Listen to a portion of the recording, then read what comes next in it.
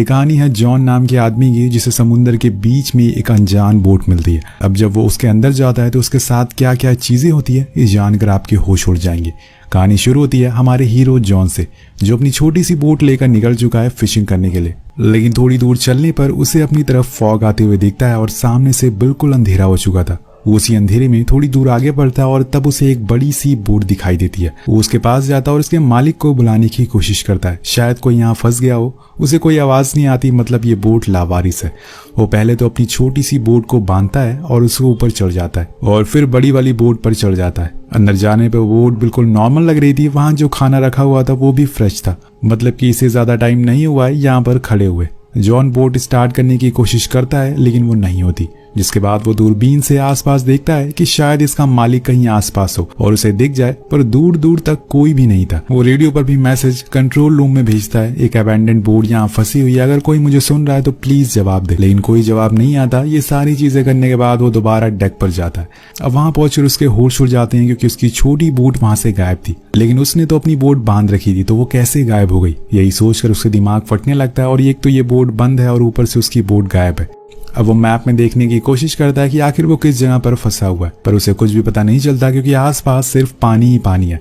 इसलिए दोबारा engine room में जाता है और उसे ठीक करने की कोशिश करता है। अब दोस्तों उसके छूते ही इंजन स्टार्ट हो जाता है। तो यहाँ एक चीज उसके साथ अच्छी हुई थी, वो एक बार फिर से कंट्रोल रूम से कॉन्टैक्ट करने की कोशिश करता है, लेकिन फिर से उसे नाकामी हाथ लगती है। अब थोड़ी ही देर में उसे टॉयलेट भी लग जाती है। वो सोचता है कि चलो नीचे जाने की क्या जरूरत है, यहीं ऊपर टॉयलेट कर लेते हैं। अब वो जैसे ही सूसू करने की कोशिश करता है उसे जोर का धक्का लगता है और बोट से गिरने ही वाला था, लेकिन सही मौके पर वो रस्सी पकड़ लेता है और समुंदर में गिरने से बच जाता है। अब ये बोट नहीं चाहती कि वो बोट के ऊपर टॉयलेट करे और उसे गंदा करे, इसलिए शांति से वो नीचे बाथरूम में टॉयलेट करने चला जाता है। लेकिन यहाँ एक मुसीबत कम नहीं हुई थी कि दूसरी आ जाती है। बाथरूम का गेट लॉक हो गया था और खुलने का नाम ही नहीं ले रहा था।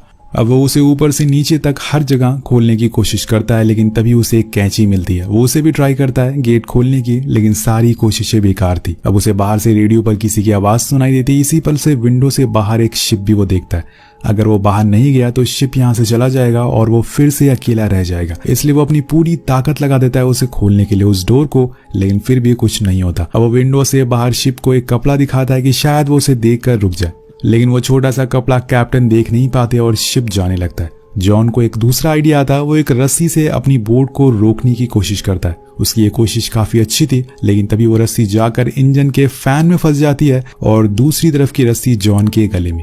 वो रस्सी खिंचती जा रही थी और जॉन का गला दबता जा रहा था। एक समय ऐसा आता है जब जॉन मरने ही वाला था, लेकिन वो जैसे भी करके उस रस्सी को अपने गले से निकाल लेता है और मरते मरते बचता है। और तभी वो शिप उसकी छोटी सी बोट से टकराती है और उसे काफी चोटें भी आती है। जब वो शीशे में खुद को देखता है तो उसकी हालत बहुत खराब हो चुकी थी। ऐसा लग रहा था कि उसने गलती कर दी इस बोट पर आकर। अब वो और ताकत लगाता है उस गेट को खोलने की, लेकिन ऐसा लग रहा था कि किसी ने उसे पकड़ रखा है उस डोर को और वो खुलने का नाम नहीं ले रहा था। अब जॉन को अब भूख और प्यास भी लगने लगी थी। वो शार से पानी पीने की कोशिश करता है, लेकिन उसमें भी पानी खत्म हो चुका था। और तभी उसकी नजर फर्श पर पड़ती है। अब बोट में टक्कर की वजह से छेद हो गया था और पानी भरने लग गया था। वो उसी पानी को पीने लगता है, लेकिन अब वो इन सब चीजों से परेशान हो चुका है और उसे अभी भी लग रहा था कि बोट में कोई इंसान मौजूद है। जॉन रोते हुए उस इंसान से रिक्वेस्ट करता है कि प्लीज मुझे जाने दो, मुझे कुछ भी नहीं चाहिए, लेकिन फिर भी डोर नहीं खुलता। और वहीं ऊपर हम देखते हैं कि बोट अपने आप चल रही है। धीरे धीरे अब रात हो गई है, लेकिन जॉन अभी भी वहीं फंसा हुआ है। तभी उसकी तरफ तेज तूफान और बारिश आती है। इस तूफान की वजह से पूरी बोट ढोलक की तरह इधर उधर घूम रही थी। अब उस जगह पानी भरना शुरू हो गया था और जहां जॉन फंसा हुआ था।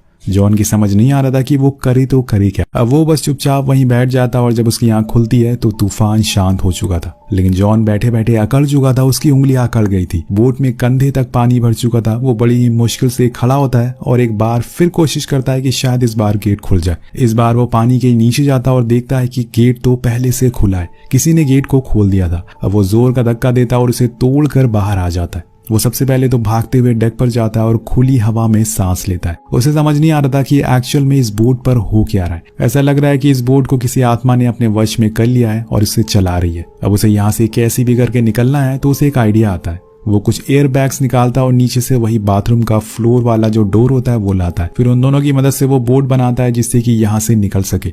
अब बोट तो बन गई थी, लेकिन रास्ते के लिए कुछ खाना भी चाहिए था, तो बोट से कुछ खाने का सामान लेता है और वो अपनी छोटी सी बोट बड़ी वाली बोट से बांध देता है ताकि उसके साथ साथ वो यहाँ से निकल सके। लेकिन जैसे ही वो उस राफ्ट पर बैठता है वो बोट वहीं खड़ी हो जाती है, बड़ी वाली। बोट हिलने का नाम ही नहीं ले रही थी। ऐसा लग रहा था कि बोट नहीं चाहती कि जॉन यहाँ से जाए। वो कई घंटे तक उसी राफ्ट पर बैठा रहता है कि बोट अब चलेगी, लेकिन वो चलती नहीं और जॉन को भी समझ आ जाता है कि उसे इस बोट से निकलना होगा। इसलिए वो वापस वो बड़ी वाली बोट पर आ जाता है और सबसे पहले तो भरे हुए पानी को बाहर निकालता है, लेकिन इसमें बहुत टाइम लगेगा, इसलिए वो मोटर को भी ठीक करता है जिससे तेजी से पानी निकल रहा था। अब बोट में जो दिक्कतें थी वो उन सभी को ठीक करता है और उसे टूटे हुए हिस्सों को भी पेंट करता है ताकि फिर से पानी ना घुसे। सारी चीजें करने के बाद वो एक बार फिर से रेडियो से मदद मांगने की कोशिश करता है कि शायद उसकी आवाज कोई सुन ले, बट सामने से कोई जवाब नहीं आता। तो वो थक और हार कर डेक पर जाकर बैठ जाता है और मैप में खुद की लोकेशन ढूंढने की कोशिश करता है। अब ये सारे काम करने के बाद वो बोट को स्टार्ट करने की कोशिश करता है, लेकिन बोट बंद हो चुकी थी क्योंकि ये बोट सिर्फ अपने आप चलती है और वो सोचता है कि क्या किया जाए ऐसे समय पर। तभी उसे सामने से एक शिप आते हुए दिखता है और वो सीधा पानी में छलांग लगाता है। वो अपनी छोटी राफ्ट को चलाते हुए उसके पास जाने लगता है, लेकिन यहाँ आयरनी देखिए, जो बोट अभी तक स्टार्ट नहीं हो रही थी वो अपने आप चलने लगती है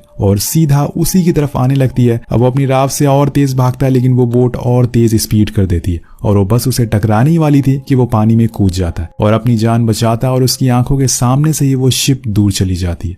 अब ये सीन देखकर जॉन और हम दोनों समझ जाते हैं कि ये बोट नहीं चाहती कि वो उससे दूर जाए और यही सोचकर जॉन पूरे समय पानी में ही गुजार देता है। लेकिन इस पानी में शार्क भी मौजूद है और सबसे बड़ी मुसीबत है ठंडा पानी, और उसे ना चाहते हुए भी वापस शिप पर आना पड़ता है। अब वो ठंड की वजह से कांप रहा था, इसलिए सीधा नीचे जाकर ब्लैंकेट ओढ़ कर सो जाता है। जब उसकी आंख खुलती है तो बोट बस चले जा रही थी और उसे पता नहीं था कि वो कहाँ जा रहा है। वो ऊपर डेक पर जाने की कोशिश करता है, लेकिन फिर से वहां का मेन गेट लॉक हो गया था। वो पूरी तरह से फ्रस्ट्रेट हो चुका था क्योंकि जब से वो इस बोट पर आया उसके साथ कुछ न कुछ हुए जा रहा है। तभी उसकी नजर बाथरूम पर पड़ती है जहां से एक रास्ता था ऊपर जाने का। वो वहां से बाहर निकलने की कोशिश करता है, लेकिन तभी वहां से एंट्री का रास्ता बंद हो जाता है। मतलब जॉन अब पूरी तरीके से इस छोटी सी जगह पर फंस चुका है और तभी वो बोट पूरी रफ्तार से भागना शुरू कर देती है। जॉन इधर से उधर गिरने लगता है और उसके सर में, हाथ में, हर जगह चोटें लगना शुरू हो जाती है। लेकिन तभी बोट की स्पीड स्लो होती है और अब गेट भी खुल जाता है। जब वो बाहर निकलता है तो बोट एक शहर के पास आकर रुकी थी। जॉन फौरन भागते हुए किनारे पर जाता और एक आयरन रॉड उठा लेता है। उसे लग रहा था कि कोई आदमी यहीं छुपकर इस बोट को चला रहा है और उसी ने जॉन को किडनैप किया। लेकिन बहुत देर छानबीन करने के बाद उसे वहां कोई भी नहीं मिलता, तो जॉन वापस से बाहर आता है।